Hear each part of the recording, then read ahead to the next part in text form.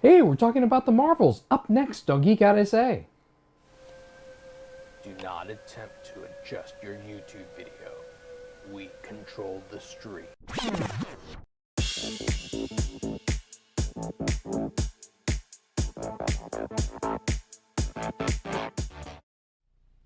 And welcome back to Geek Out SA. It's Saturday and we're super pumped. We're marvelous. So we're here. We're back again because we started before and I touched something. I don't know what I touched, but I accidentally ended. end stream. But I don't know how I even clicked on end stream because I wasn't touching like any of the stuff. I was just touching the stream Because if you deck. go where the go live is and clicked it and then clicked it twice, Maybe I accidentally clicked the mouse while I was touching the stream deck and stuff. you might have. I don't know. At some point you clicked on end stream. But I'm we're sorry. I back. broke But we're it. back. We're here. And we don't have any guests this week. It's just Vincent No and guests. I. No guests. We're talking So. about the Marvels and what we thought about the Marvels.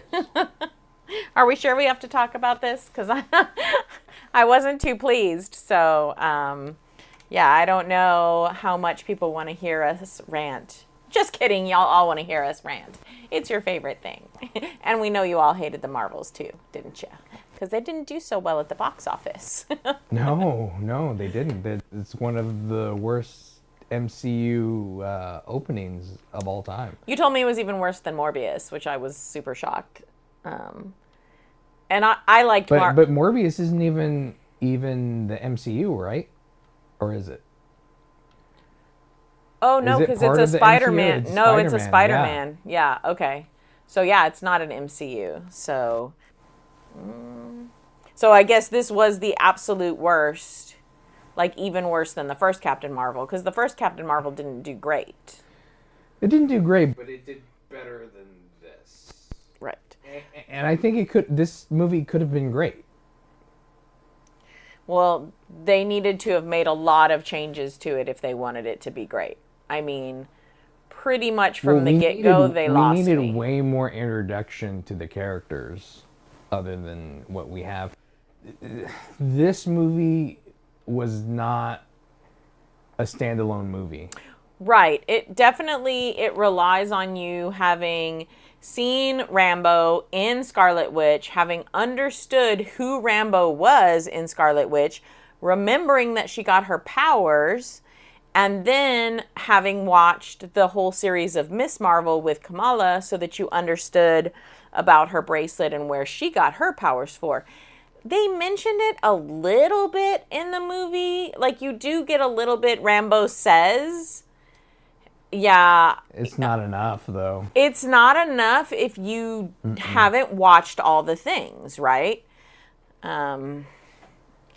So do you think that that's part of Marvel's problem, is there's too many things to watch to understand what's going on? You're gonna have the fanboys or fan people that watch everything, like we watch everything. Right. But we watch it. In order to do that, you have to be able to explain it to people that aren't watching the show. Right. Aren't watching Miss Marvel, that aren't watching Scarlet Witch. Because if you go in not knowing any of those shows, you're lost. Right. You're not going to know who these characters are and have you have no connection to them. Yeah. Right?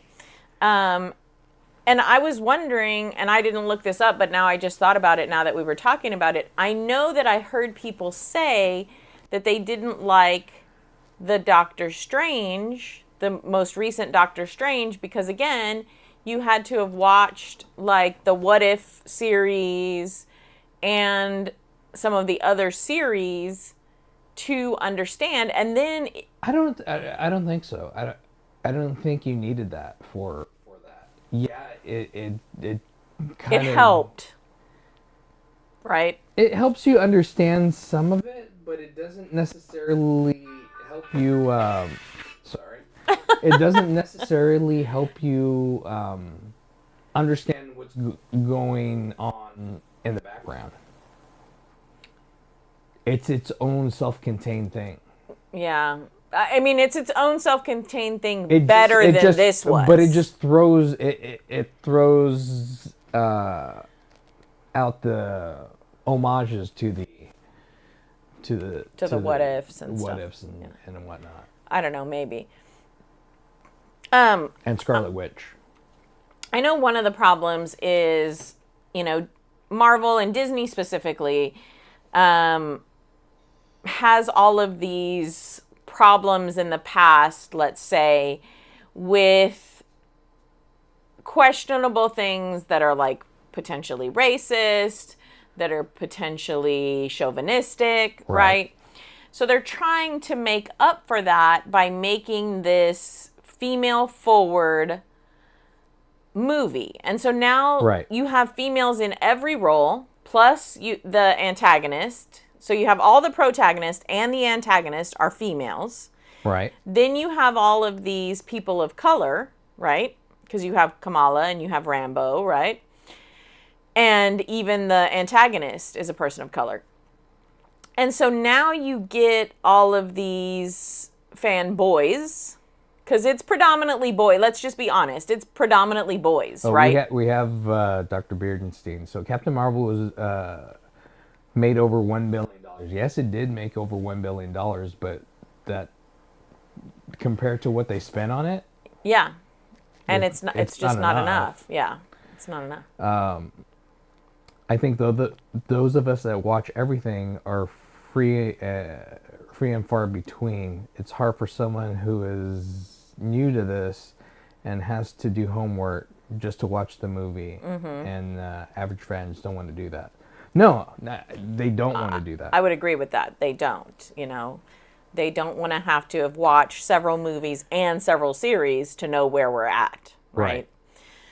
But so getting back to it, so you have a bunch of fanboys, right? So it's mostly men that are watching, right? Yeah. And so now they're seeing this feminist movie, right, with people of color. And so now you have the men who are not interested, and now you have the right-wing people who think that Disney has a woke agenda. I don't want to say this was a horribly bad movie. It was predictable. It was an okay movie. But since we're so used to having great things with Marvel, this wasn't great. And I would say, from my perspective as a woman, there was a lot wrong with this movie. And I don't know if a woman wrote it, but I think a man wrote it. Do you think a man wrote it? Because if you think that, don't you think that all the female characters would be more scantily clad? No, because I think because it's Disney and because it's family friendly and because there has been an outpouring on the comic book side to say, hey, we're tired of women being objectified. We're tired of women in these teeny tiny costumes. Like, that's not really what you do to men. Okay, but here's the thing. There's the women that don't want to see that, but then they're not supporting this film. Right, and I don't understand. Sorry, I mean, they need to be. I go back to the same thing with Blue Beetle. I totally agree. Blue Beetle was a great movie. Blue Beetle was fantastic, and the Hispanic community should have rushed out to watch it. And they didn't. And it did, and then that's another one that didn't make the money that it should. That one actually didn't make the money that it should have, and it was a really good film. Yeah, it was a really good film. This one didn't make the money that it should have, and it was meh at best. I mean, I literally got up during part of it and went to the restroom, went and got more popcorn. Like, it was just like, because you knew, for me, it felt pandering. Like, oh, let's pander to the woman audience and give them what they want. Dr. Beardenstein, the first Captain Marvel didn't need any backstory to understand what was going on. It took place in the 80s. Right. But there was a story. It's self-contained. Right. It's a self-contained story. Well, so for me, there was a lot wrong with it. So I feel like it starts off in the beginning being wrong because they go to this very tropey, like, oh, she and Rambo, like, you know, Not John Rambo. no, Monica Rambo, right? Monica Rambo. Yeah. I didn't realize until they kind of had this conversation. I didn't realize when Monica Rambo was in Scarlet Witch that Monica Rambo is the little girl in the first Captain Marvel movie. So at least this helps me put it together, right? But we know how much Captain Marvel has gone through and how much she wants to know about her past life and everything. And so then they want to give us this tropey thing about there's a strained relationship between them because she never came back and visited Monica when she was a kid, but yet she visited Monica's mom when she was dying, but never visited Monica. Like, there's no continuity, and it just doesn't seem because we've never seen any of that, or we never seen Monica like really have a reaction to that until this movie. Well, and I just don't feel like it goes with the character. I just don't feel like that's something that should have gone with Captain Marvel, right? They just wanted to like put a little gritty edge in there, I guess, and put this like dynamic. But why couldn't we just have the dynamic of Captain Marvel has come every once in a while when she could. Maybe she didn't come every year, but she came every once in a while for Christmas or something. Visits Monica and her mom because she loves them so much. That definitely sounds like something Captain Marvel would do. And if you're women focused, let's just be real honest, that sounds like something a woman would do. And so let's say she and Monica have this great relationship. So when they start switching powers, it's more natural for them. Because they kind of already know each other. It doesn't have to be strained for us to believe that they're shocked when they're switching powers and switching places. Of course, you're still going to be shocked, even if you love each other. Does that make sense? Or did you like it better the other way where they were strained? I kind of liked it to where they were... No, well, that didn't play a part in it, though. I just don't think that... It did at the very beginning of the movie. There was kind of a lot going on with Nick Fury talking to Monica and him talking to Captain Marvel and saying, hey, you're going to be seeing somebody. This is going to be awkward. And then they're in the spaceship and like... And then Kamala's like, hey, what's going on with you guys? Like, you know, so I felt like they played on that for an awfully long part of the intro of the movie. Right. And I just felt like that wasn't necessary.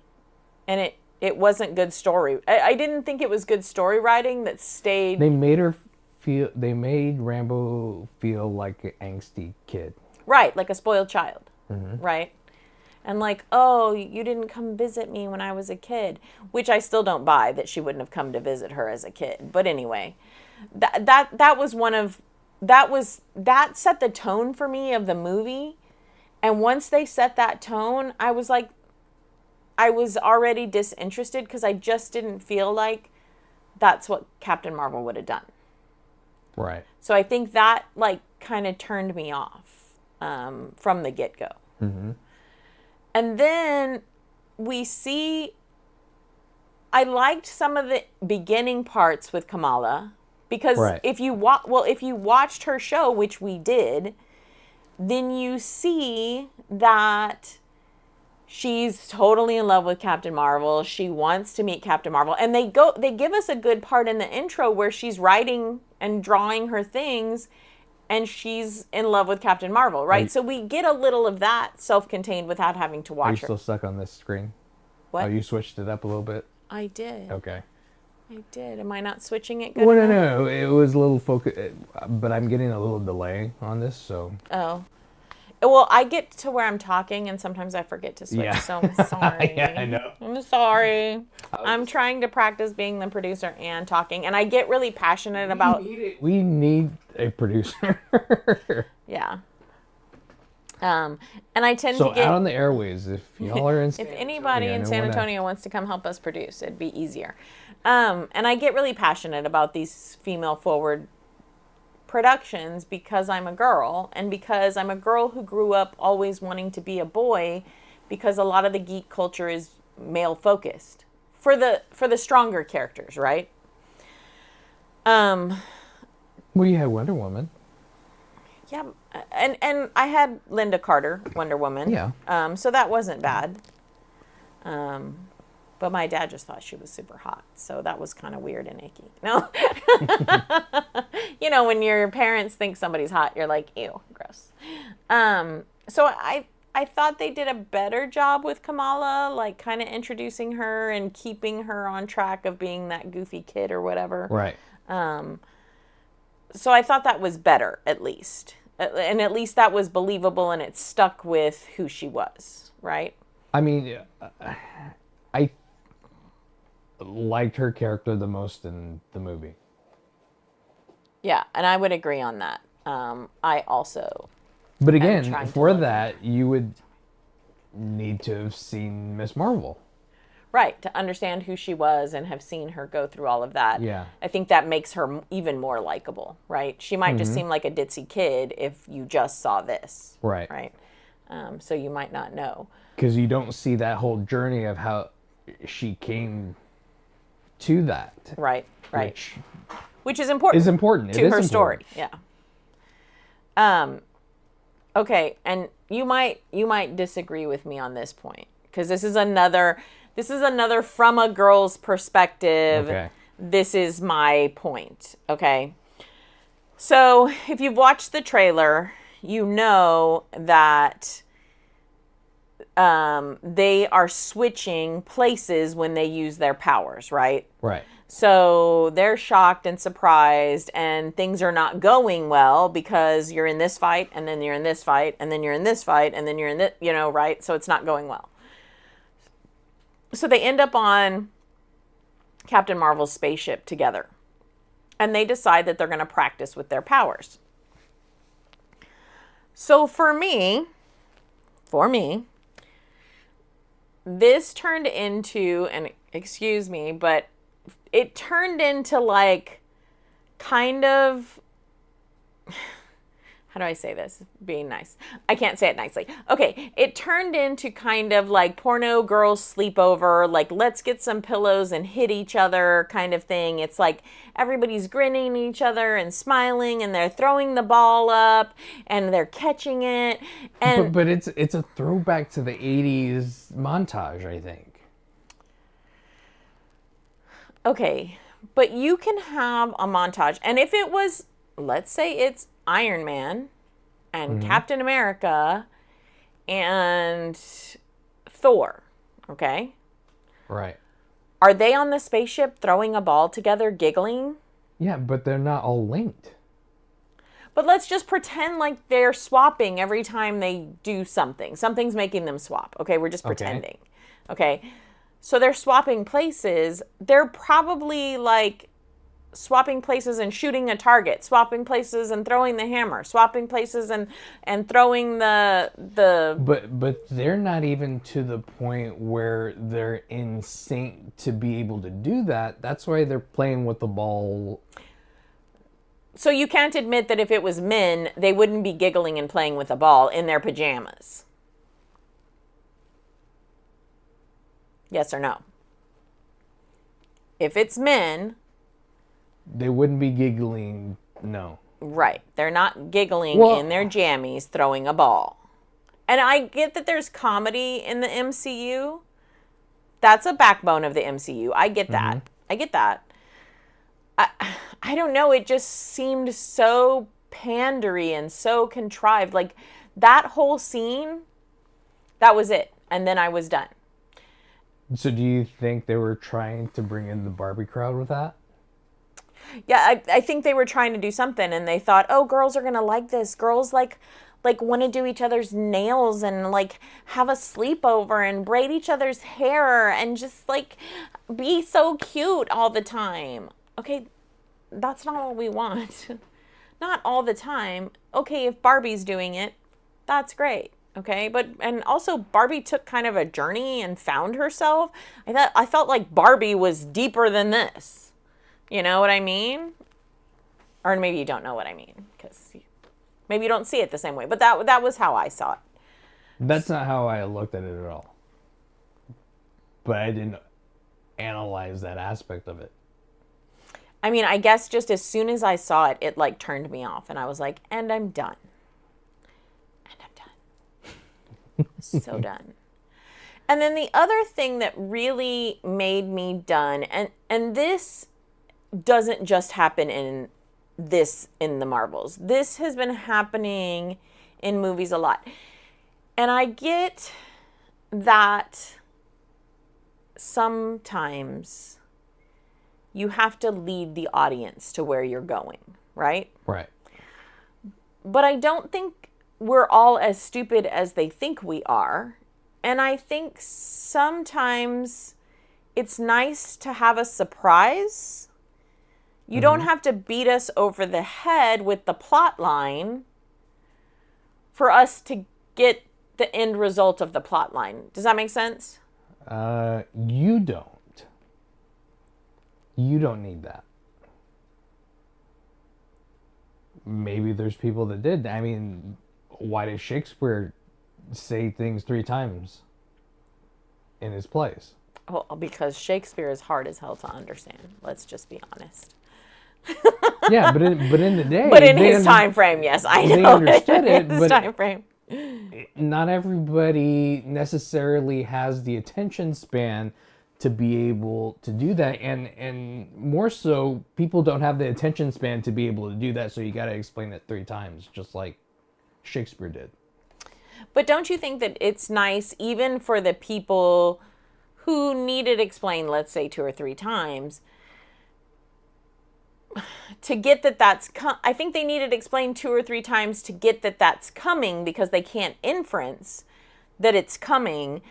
But if you don't lead them there and you just take them there, they might enjoy it more, because then they're surprised. Does that make sense, what I'm trying to say? Kind of. Like, didn't... But I don't think there's a way to surprise you with that. Like I said... I mean, come on, they're like... completely predictable. First, you see Kamala and she's... Well, no, first they say that the antagonist needs both bracelets. Mm-hmm. Then you see Kamala in the fight and she tries to cover the bracelet, but you see that the antagonist sees that she has the bracelet. Then Nick Fury tells her, oh, you can't let her get the second bracelet. Okay, we know. Duh. Yeah. But then you know that Kamala's not going to listen because she's a teenager. So she's going to go into the fray, and sure enough, she's going to lose her bracelet, right? Yeah. So I felt like there was no surprise in that. None whatsoever. No. We knew that was going to happen. Right. Easily you knew it. So why beat me over the head with all of this stuff? Like, you could have just... You see the antagonist at the beginning. She breaks open the stone and there's only one bracelet. And she mentions, where's the other bracelet, right? And so then it pans, it cuts to Kamala. And Kamala's got the other bracelet. And so we know, those of us who get inferencing, we know this is going to come to a head, right? I think what they should have done with that is that Kamala would have stayed away, but she got to her anyway and beat her up pretty bad to get it. Yeah. And then that would have been a better way to get to that. And maybe. But I mean, I buy the whole thing that Kamala's a teenager and she's not going to listen to anybody and she's going to go in the fray. I mean, we see that kind of action with these younger heroes like Spider-Man, right? Right. And they don't listen to their elders. And we know that teenagers in real life are like that. So I can get that Kamala's not going to listen and she's going to get into the fray when she shouldn't. Right. So I don't necessarily need the antagonist to beat her up, but I just didn't need them to keep leading us and keep leading us and keep saying it and keep, we could have had the intro scene where the antagonist is looking for both bracelets. They could have cut to Kamala so we see her bracelet. Then in the middle of the fight, they could have just shown the antagonist seeing the bracelet and Kamala trying to pull. They didn't have to say it. Does that make sense? I feel like they've lost their way in movies. Like in movies, they used to show us without telling us. Does that make sense? Mm-hmm. Like I feel like the whole purpose of having a moving picture is so you can watch the picture and get the storyline, right? Yeah, but you also have to bring in the new generation as well. And the new generation is a Netflix generation. Yeah, but I don't even think that they want you to pander to them. I don't think they want you to explain that much to them. I mean, maybe not. But they don't. Not necessarily that they don't want to. It's just the fact their attention span to it. Are they gonna miss it? So they have to say it however many times they needed to say it. Well, I just because think... I'm sure they did testing on this. Well, yeah, they have to, right? Yeah. I mean, that's a thing that they do. And maybe but I that wonder was one how of the many things that they felt that they needed to do in order for people to keep following it. I mean, maybe, and maybe they think like people think, that don't read comic books. Because I do think during the montage, you kind of lose your direction in there, and it's kind of stagnant. Even though it's cutesy, it's still okay. Okay, so what? So what? Yeah. Yeah. I don't know, and that's just for me personally. I don't like any of these movies when they just lead you and lead you and lead you and lead you, and you're like, okay, I get it. I know that's coming. Right. Like blah blah blah. Well, now you've ruined the movie for me completely. Just like having a trailer that's too long, right? I don't want the trailer to show me every good thing in the movie that's going to happen. And then here's the new thing that I had an issue with. Okay, now we have a way to have a new Disney princess. Oh my gosh, yes. Don't even get me started. You should tell the people so I don't lose my mind. So apparently she's in a marriage of convenience with a prince of another world, which makes her a princess, that she has to go to him to get help fighting with this. So and she goes into it, and then they bring out a singing number, because in this world they only understand you if you're singing. Yeah, so talk about contrived. So here she comes in and she gets the whole Cinderella, right? Mm-hmm. I mean, she goes and she gets the ball gown and it magically comes on her, and then she's dancing with her prince husband, and singing what she has to say, and the townspeople are singing and they're celebrating, and they're kind of also, I thought it was culturally pandering as well, because they're kind of doing like a Bollywood style. Yeah. Yes or no, right? They right? Are. It was just so terrible. Like, there was so much wrong with all of that. But yeah, I didn't even think of the whole Disney princess aspect until you said that to me. I just thought, this is really bad. It was a way for them to market a new princess. Right. To sell stuff. So now Captain Marvel is a princess. Yeah. And all your daughters can love her, because little girls just want pretty, pretty princesses. They don't want fighting mean women. No, we do. We do. We love Merida in Brave. And we love Mulan. You know, we actually love these women that are strong and stand tall and do whatever they want. You've seen it time and again. So why they had to give that to us for Captain Marvel? Because I didn't feel like, and maybe it's because I stopped listening because I just couldn't. But do you remember if they explained to us even why it's a marriage of convenience? They do explain it. Because I felt like she just kind of said it so that her girlfriends wouldn't know that she really like loved this guy. Because then she's dancing with him and like giving him the whole goo goo eyes and everything. Like, oh, he's my charming prince. So you're like, is it really a marriage of convenience, or was she lying to her friends? So I don't know. Yeah, that was terrible. That was so terrible. They needed to go back to the drawing board on this one, I think. Because I really feel that the first Captain Marvel was way better than this. Well, and of course, so we went back, because it's been a long time since the Captain Marvel movie that I barely remembered it at all. And so we went back because we have Disney Plus, like you do, because Disney. I do love Disney, don't get me wrong. So we go back and we watch Captain Marvel. Well, I'm really glad we did that, because not only did that help me remember stuff about her and kind of know who Monica Rambeau is and remember the journey, but I had actually forgotten all about the Kree and Right. Yeah. the other race I forgot. And then that connected me back to the series that we watched just recently with Nick Fury in it. Oh, Secret Invasion. Yes. And so then I was like, oh, that's where that race of people, that's the connection, right? So I had completely lost all of that.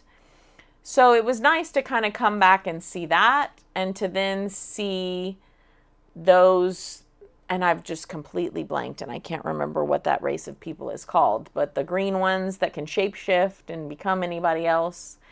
So to see them, right? But then, okay. So let me ask you this. Okay.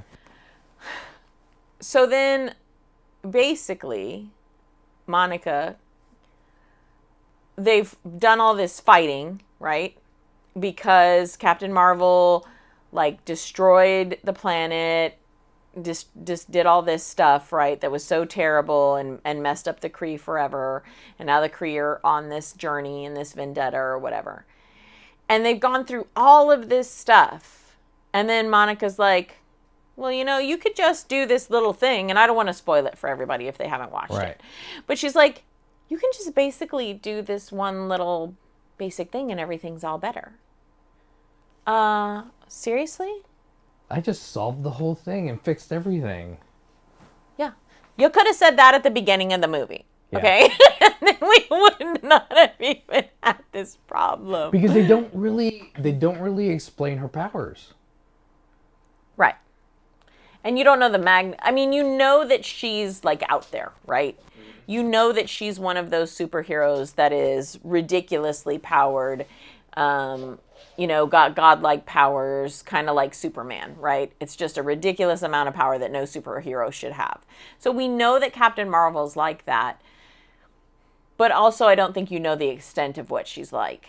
And by the time we get to this movie, she should know more of the extent of what she's like. And maybe she doesn't have the science background, but she should know more. So, again, I thought that was just like, so we could have just fixed this at the beginning and had no movie? Basically, yeah. Basically, right? So that was kind of anticlimactic, and you were like, oh, well. Is the director's cut of this different? Let's hope so. Does it fix everything? I don't know. I would like to hope so. Okay, so there's one good, cute part in the whole movie. But again, they ruin it because they don't let you inference. And if you're inferencing, you already know what it is, but they have to bash you over the head with it and tell you. But it has to do with Goose. And I don't want to tell people too much because it is a pretty cute part. Like, would you agree that's one of the cutest parts? Yeah. Okay. So Goose is, if you remember from the first movie and then from the series, Goose is the cat who's not really a cat, and he has the little tentacles that come out. So super cute kitty. They still talk to it like it's a kitty. Captain Marvel has it and carries it around and stuff. And so something pretty cute happens with the cat. But again, some of the characters say, and you kind of know, because something happens and some of the people on the ship are like doing something. And so if you can inference, you kind of figure out what's happening. But they're not okay with that. And so then you have another character that says, hey, and at least this was more vague, what that character said. So if you weren't paying attention and inferencing, you might not have known what that was leading us to. But I still felt like it was too much leading. I don't know. What did you think? Probably. Probably. Probably. I know that you think that we should lead people, right, in these movies, and we should hand feed them stuff. No, I don't think we should do that. I just feel that in a lot of cases, they're starting to have to. And it's unfortunate. Maybe. Because then you don't get surprised on anything. I know, and that ruins it. And maybe that's because of my age, right? And because we did grow up with these movies that didn't tell you everything. It was, you were supposed to figure it out, and you got surprises. And that was one of the things I loved about movies, is we would go and I would be surprised sometimes. And I'd be like, oh my God, did that just happen? And now I don't get that feeling at movies anymore. I'm just like, oh, well, I know everything that's going to happen. Great. And we've kind of already seen everything. That has happened before. Well, yeah, because we're old. There isn't a scenario that we haven't really come across. No, but I think I could still be surprised by some things. I mean, I was never going to be surprised that Kamala's, right? That Kamala's bracelet. As soon as you start from the very intro and she breaks it open and there's only one bracelet, if you've watched the rest of the stuff, which we have, you already know what's going to happen. Yeah. You already know. Oh, and that's where this whole movie's going to lead us, right? But there could have been some other surprises in there, and then they kind of ruined all of them. So, and I won't ruin them all for you, but I feel like they kind of ruined all of those. So you kind of sort of like this movie? I thought it was okay. I didn't hate it, but I didn't think it was a great movie. I mean, it's not Fantastic Four bad, right? No. But no, not at all. It's just not the greatest thing in the world. All right. The remake of Fantastic Four. I like the original Fantastic Four. Right. Don't get me started. Don't get Vince started, because Vince never hates a movie, and he actually hated that movie. So yeah. That was bad. Yeah, it's bad. It was really bad. They never need to. Don't ever do that again. Don't ever do that again. No. Yeah. Those actors playing those characters, no. Hard pass. No. Yeah, hard pass. But no, that was what we thought. Do you agree with us or not? Let us know in the comments, and thanks for checking us out. It's been a lot of fun. I'm Vince. I'm Colleen, and I'm the producer. Geek at us, eh? Geek at us, eh? Bye.